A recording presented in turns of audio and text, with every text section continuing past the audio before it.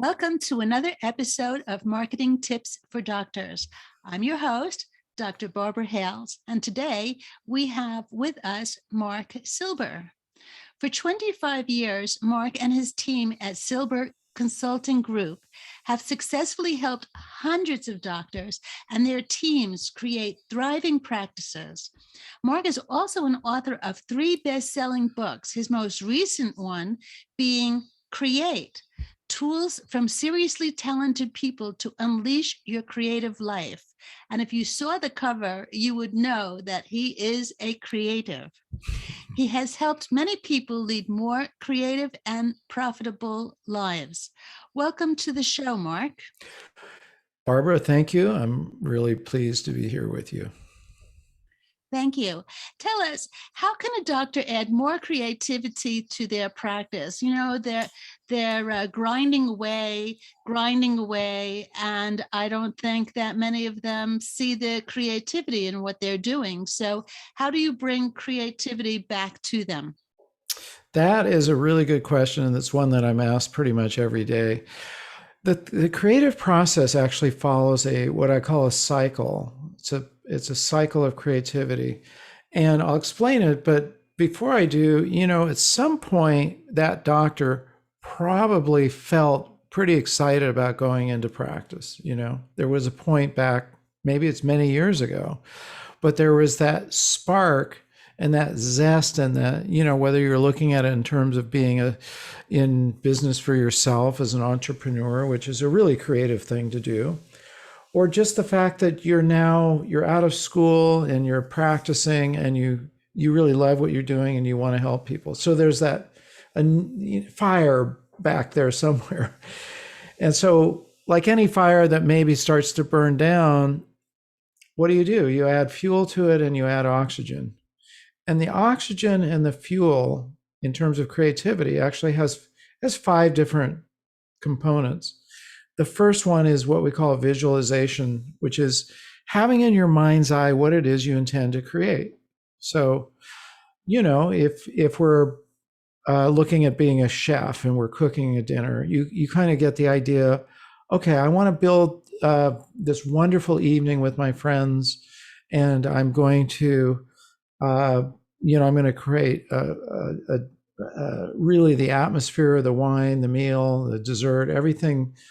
I want it to sort of all work together. I make pesto. I make really, really good pesto. So it's one of the few dishes that I'm really that great at. Do But you I can. know your own spices? I do, yeah. Well, it depends. Most of the time we try to, but it's become sort of famous in my family and with friends, and they just say they're coming over for dinner. Can we have pesto? And it's got a very strong garlic base to it, but I can visualize it, and I can visualize, okay, so what's it going to look like on the plate? What is it going to look like in terms of the other components? You add some protein to it and salad, and then what dessert is going to go with pesto, and what wine is going to mix, match with it. And that's all visualization. Same thing is true with a practice. You come out of medical school, dental school, whatever, and you think, well, I want my own practice. What's my vision of this practice? What do I want it to be like? Is it just me, or am I going to have associates with me? How large do I want it? Where do I want it situated? All these things are part of your own vision. And then you've got to know the tools of creativity. Now, obviously, any clinical activity has its own set of tools, but we're really not really focused on that so much as the tools of building a business. Like how do you market it? How do you hire people? What's your business plan? What's your strategic plan? Those are all tools that we need to be able to implement whatever vision we had. Just like in a kitchen, when you're cooking, you have your implements that you're cooking with. Then you have to just work your craft. You have to go to work and make sure those tools are being used. And that's something you can't shortcut. If you're going to be creative, you got to do something creative.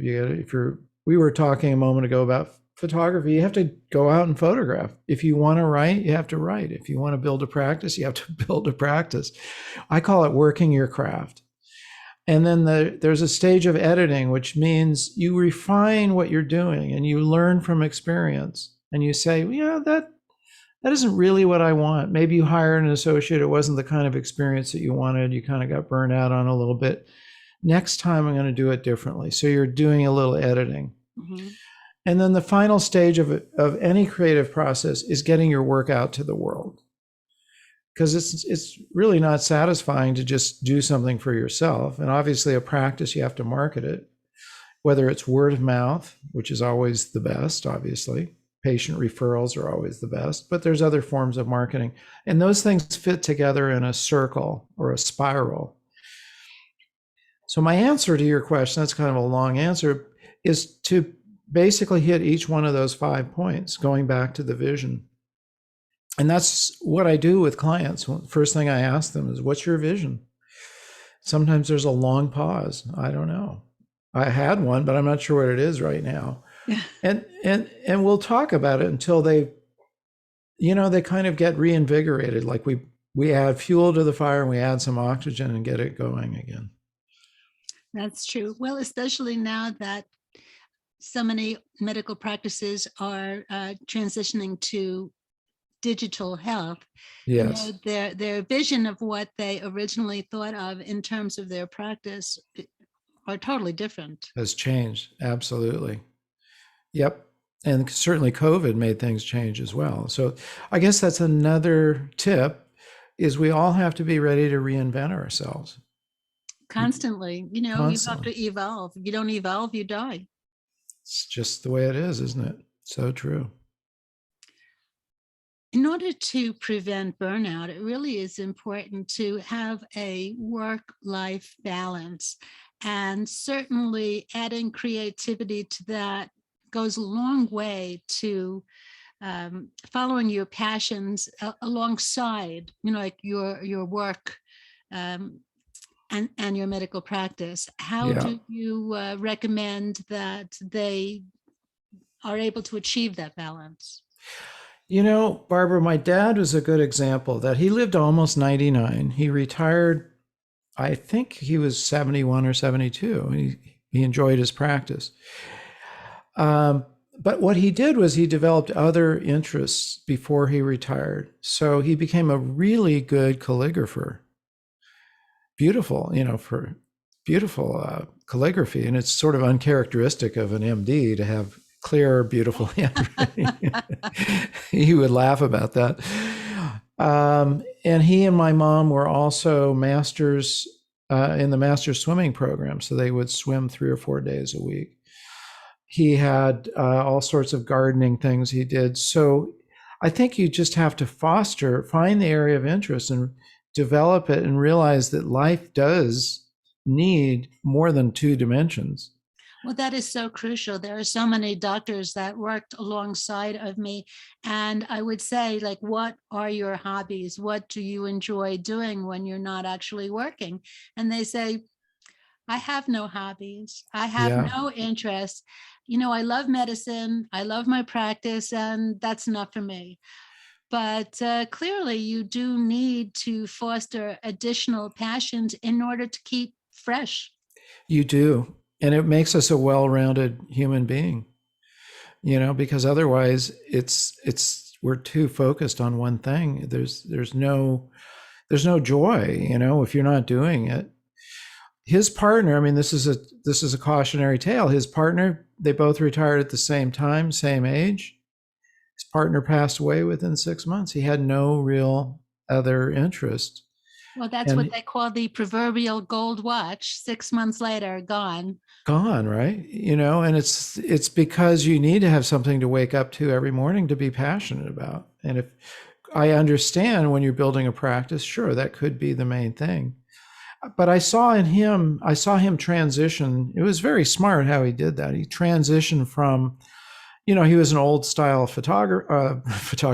doctor who basically was on call, 7 days a week, and, made his rounds every day. But I saw him transition into these other activities. And it was obviously very healthy for them. So one has to do that. You have to, kick yourself and go, what is it? What am I going to be equally or, passionate about? And that's your area of creativity.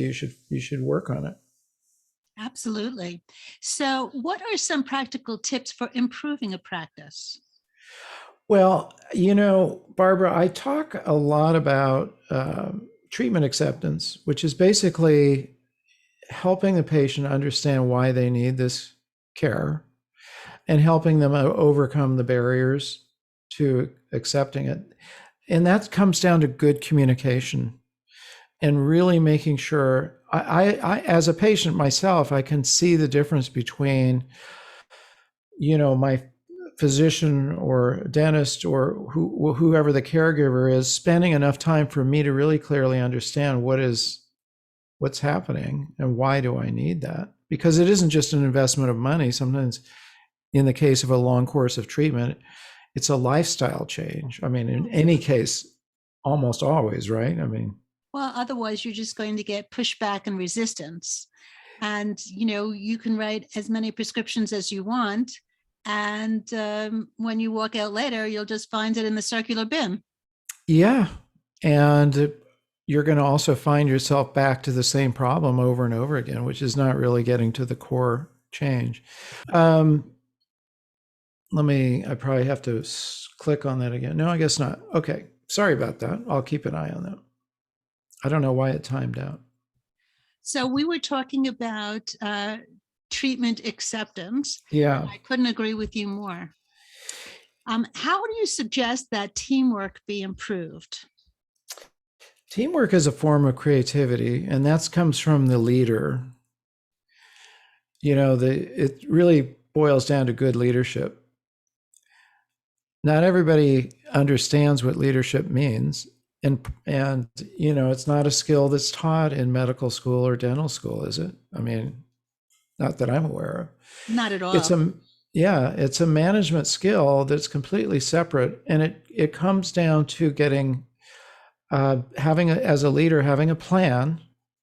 That's why strategic planning is actually so important. It's a fancy word, but it means just figuring out what is your strategy to accomplish your goals, and then letting your team in on it and training the team. As a consultant, we're always training. We're big believers in filling the gap between what you needed to know when you started in practice and what you can learn now. And that comes from training. And that comes from training the leader of the group, the doctor, and the team itself. And they're better trained. Yeah. I mean, it's so true. The team is a reflection of who you as a professional is. And they are your first line of defense. Completely. So no matter how much they like you, if they find that the people that they are meeting with from the front desk on are belligerent or impatient with them, they're just not coming back. It is, and you're absolutely right, Barbara. It's a representation of you as the owner.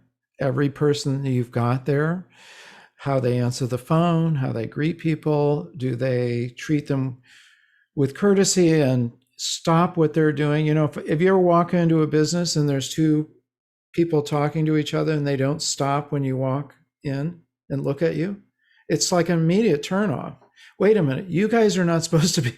Once a customer enters or a patient, that's it. I take priority. And if they don't know that, see, there's some lack of training there, because they should know that the minute a person walks towards them, all other concerns are gone.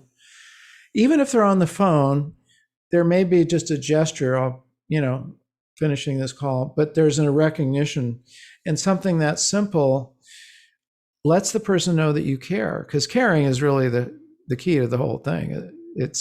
And willingness to help. Those things have to be instilled, and they're instilled by the owner. That's true. Yeah. What I will add to that is validity. People need to have validation or acceptance of, their observances, their complaints, and the issues that are meaningful to them. Very true. Absolutely. And you have to deal with them. You can't brush them off or, uh, try to pretend it didn't happen. You have to deal with it. I've always felt, and I teach this in my classes, it's not that you do everything perfect that makes a great company, because there's going to be a mistake. Let's face it. But it's how you treat those mistakes, how you handle them, that really establishes customer service. And it's interesting that studies have been done on this point, Barbara, where the companies that take ownership for the problems, help the customer through and resolve it, gain incredible respect. It's not that you can't go about business thinking, well, I'll just never make a mistake and we're always going to be perfect. That doesn't happen. But how do you deal with it once it's come up? That's what really establishes customer service. And again, that's set by the top. Well, now I would like to divert the conversation over to your book. Okay. Because, we're not talking about some 50-page little digital book that was thrown together.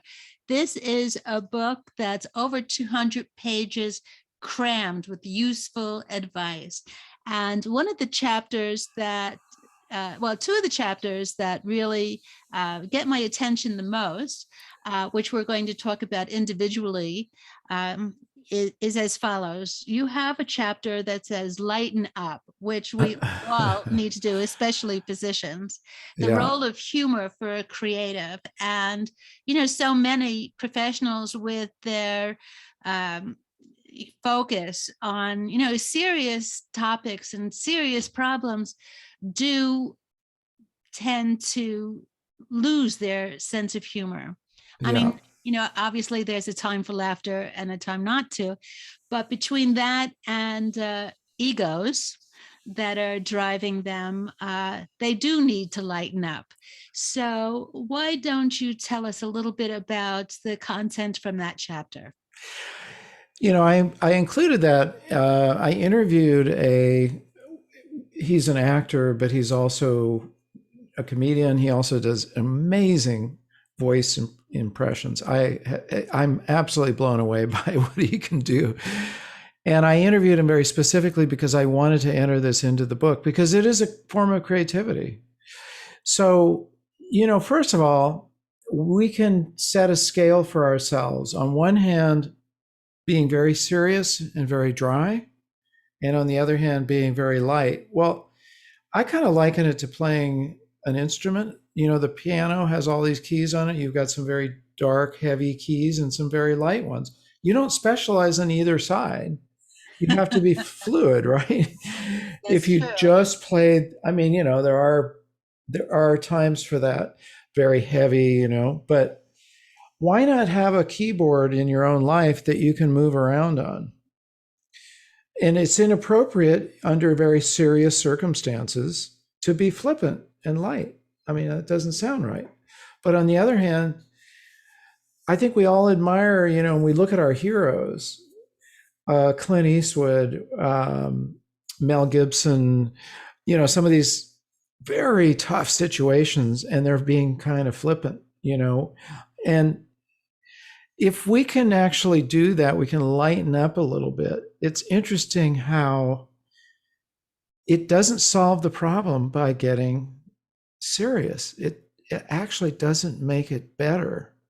It makes it worse. And it's almost counterintuitive. It's like, if that's the default position, I'm going to get angrier and serious and upset and stressed out. Wait a minute, why not try a different approach here?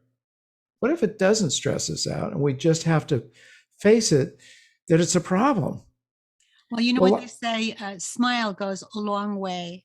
And Boy. when someone who may be troubled is looking at somebody else with a bright smile, they just feel so much more comforted. It's so true. And it's true that it's also contagious. And we tend to do what example is being shown to us. Mm-hmm. And we're used to that, like as kids, is your teacher showing you an example of how to be, and the kids tend to want to be like that if they admire the teacher. So if we walk up to somebody and we do have a smile on our face, it's amazing. Just walking down the street, if you're smiling, people tend to smile back at you. It's a phenomenon. Of course, Yeah. I walk with a golden retriever, and it helps a lot. She's my smile card. Everybody smiles at her, but it helps a lot. Another chapter that I just wanted to touch upon is one where you have additional tools to help you live a creative life. Yeah. This is crucial. Tell us about those tools. One of the best tools, we were talking about this a moment ago, one of the best tools that I could recommend constantly is taking walks and the power of taking walks. And I did a lot of research when I wrote this chapter. Hippocrates said that one of the best medicines is walking. And it's amazing how many times and many studies have been done on the power of walking. I did a show earlier and I was talking about this. Steve Jobs, one of the things he would do is when people would show up for a meeting, he'd say, let's go out, let's walk and talk. He didn't go into the boardroom where, let's say it's an adversarial type of situation, things are already really stressing and tense. Is it going to get better going into a boardroom or better going out on the street with trees and cars and dogs and birds and space? I mean, think about it. And he would carry on these long meetings walking around Cupertino where Apple was.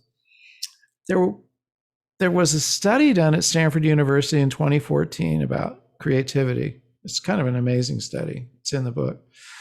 And they found that you can increase your creativity. They did a test. They had two test groups. One, they kept sitting in front of their computers and workstations.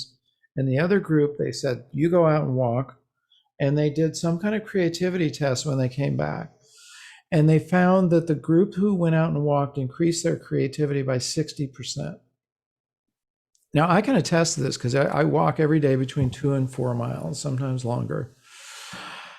And my mind at the beginning can be kind of frozen. I'm sort of, we're sitting in our modern world. A lot of times we're sitting looking at computers, close distance, things get kind of jammed up. We got to get off of those devices, go out, look around.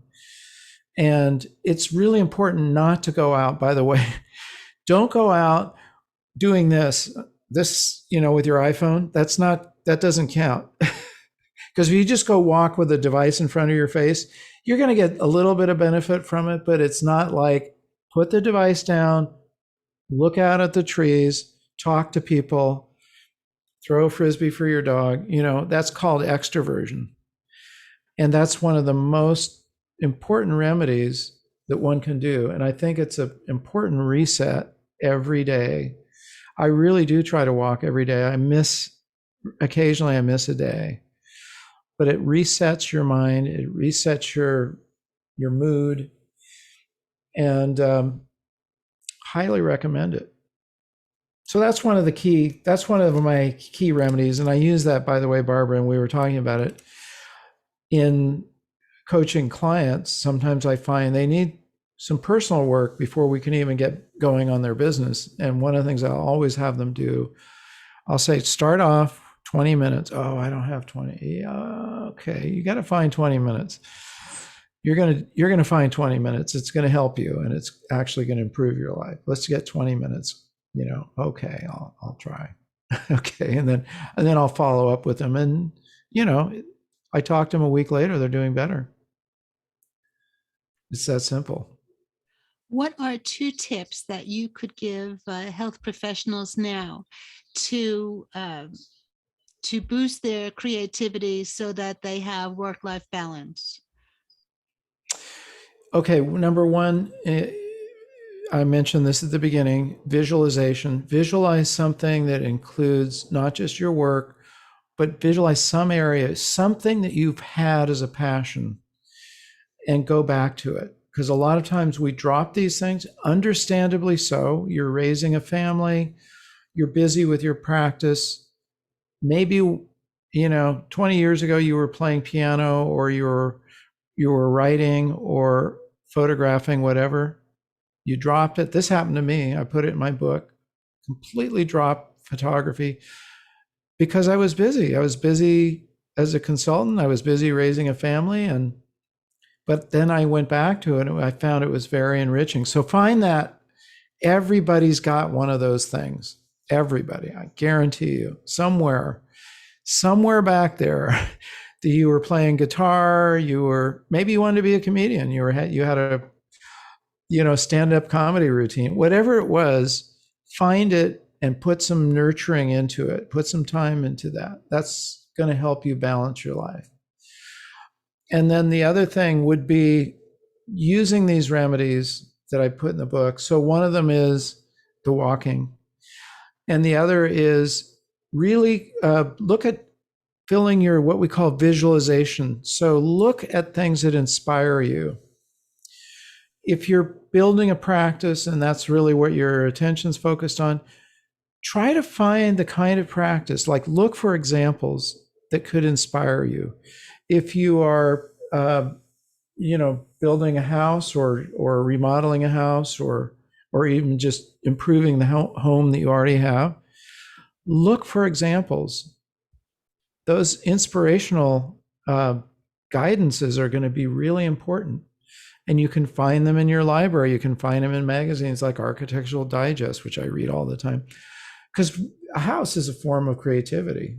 It's a very important form of creativity. And so is your office, for that matter. Your office should be not, don't let it go on automatic. I've walked into offices and I've seen, stacks of old magazines that should be thrown away, and things that, we can be in an environment so long that we don't even see it anymore. I even have an exercise in the book of how to walk through your office as though it's brand new to you. You've never seen it before, with a notepad, and fix all those things, write them down, fix all those things that would interfere with a patient's experience. Fix those things. That's another little creative. I've given you more than two, but those are some little tidbits there. But all important things. Yeah. Okay, so I really recommend your book. It's just chock full of useful information. How can people find it? Is it on Amazon, I assume? It is on Amazon. You can certainly find it there. You can go to my website, silberstudios.com, and I imagine we'll have a link in the show notes. And I'll give you the link specifically to that book, and we can send it right off to you. We actually have a really great ordering system that all by itself places the order, and then the next day they're shipped out. So it's really handy. What's nice about it too is I really do like being in touch with my readers, and they can find me through my website and through my social media, and I respond to them. And I get so much out of hearing people saying, "Hey, Mark, I've read your book 3 times and it's really changed my life, and this is what I'm doing." And they give me this long description. I'm like, wow, that's fantastic. I love it. So I would like to thank you at this point for being with us today. I'm sure the listeners have gotten a lot out of it, and they have gotten a lot of food for thought. When we leave, there's a lot for them to mull over from what they've heard today. That's great. This has been another episode of Marketing Tips for Doctors with your host, Dr. Barbara Hales, and we have spoken to a creative. His book is called Create, Marc Silber. Thank you again. Thank you, Barbara. My pleasure. Till next time.